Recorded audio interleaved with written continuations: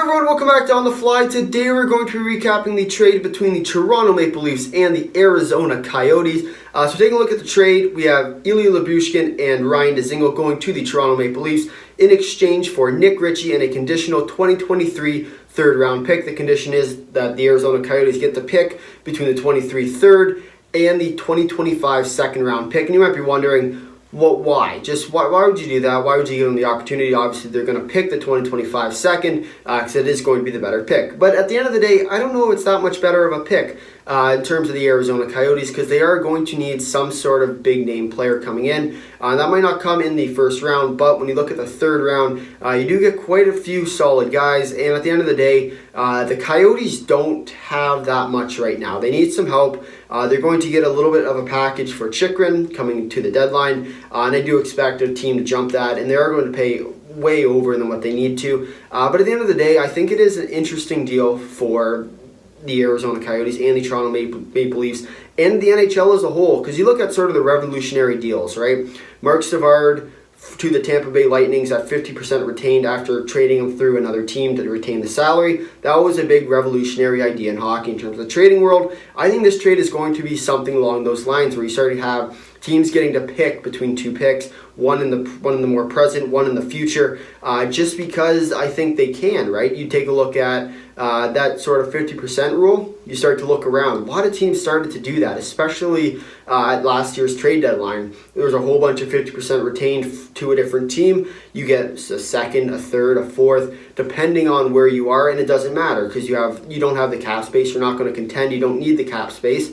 So you take on a third round pick for really nothing, just not using your money. And as a rebuilding team, you're going to take that. And I think if they can continue that, that's definitely a good thing for the contending teams, being able to half off their total contracts. I think it's a great idea. And even with the Leafs, you take a look at what the Leafs are doing right now with starting to trade that third pick. You also have the second pick. So at the end of the day, I think it is a very interesting idea and an interesting concept for the NHL to consider because a lot of teams I think are going to start to do this. It is definitely an interesting idea, and I think if they can continue this, it is going to make for quite the trading thing because you also look at it where now the Leafs have to protect two picks because Arizona has to choose between them. So do the Leafs trade the other pick and say, we're going to gamble on this. If Arizona doesn't pick this pick, you get that one, and if they pick this pick, they get the other one. So it is going to be quite interesting to see what the Leafs do from now on. They don't need anything too big right now. Their team is pretty solid, and especially the loss of Nick Ritchie isn't too much. It's more of a cap move. Losing 2.75 of a contract is not too much. Even though, of course, that's over the 2 years. So it's really 1.37. But at the end of the day, I think it is a good deal for the Leafs, shedding the cap, getting a defenseman there that actually is going to help them towards the playoffs. Lyubushkin is a very physical defenseman, very defensive-minded. So I will expect him to play as sort of that sixth role. Right now, they're sort of sharing it between Dermott, Liljegren, and Sandin. I think one of them is going to lose their role. I'm not sure which yet because obviously they haven't seen them play, and I think Lyubushkin is there to stay. He is going to help them a lot in the playoffs. And he's 29, so he's not terribly young, he's not terribly old. But it's also going to be sort of that rental idea. 1 year contract valued at $1.35 million. So it's not a deal that is going to, per se, shape up the world, right? He's not going to be that top-end defenseman that you continue to see in the NHL where each team has one. Leafs have Morgan Riley. He's not going to be that. But with that being said, he's also going to be a solid player. And I think also in terms of the Leafs cap hit, this will also mean to keep eyes on Liljegren and Sandin because these are two players that might be out the door at the end of the day in terms of this trade deadline because they both have expiring contracts coming up and the Leafs don't have the money to pay either of them. So I think it is going to be interesting to see what the Leafs decide to do because right now they don't have the cap space required to sign both guys, to sign either guy really at that. But they are most likely, and then brings us to the next point, with Ryan Dzingel. So with Ryan Dzingel, he's most likely not a top NHL player. I don't think he's going to even be playing in the NHL. And for him to get sent down, he has to go through waivers. So I am very curious to see what they end up doing, because I don't think Dzingel is going to stay on the NHL team. I do believe he's going to get sent down and maybe reclaimed by Arizona.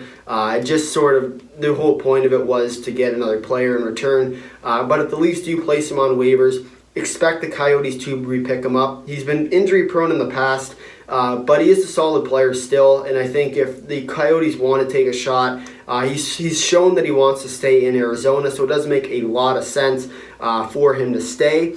But with that being said, I think Arizona is going to be an interesting deal this year. So obviously they haven't got off to quite the start they wanted to. The Leafs are the opposite. And the Leafs, I think, are going to be the winners of this trade marginally. I think Lyubushkin is a great ad for them.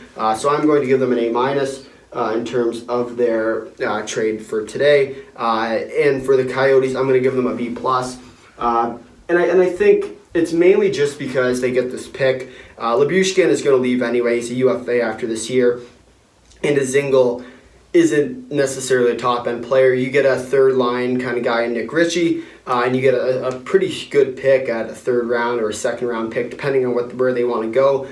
So I do expect this trade to actually benefit both teams. Many people think it is a steal one way or the other. But at the end of the day, I think it is a great deal for both teams. And I am excited to see what Arizona ends up doing with their conditional pick.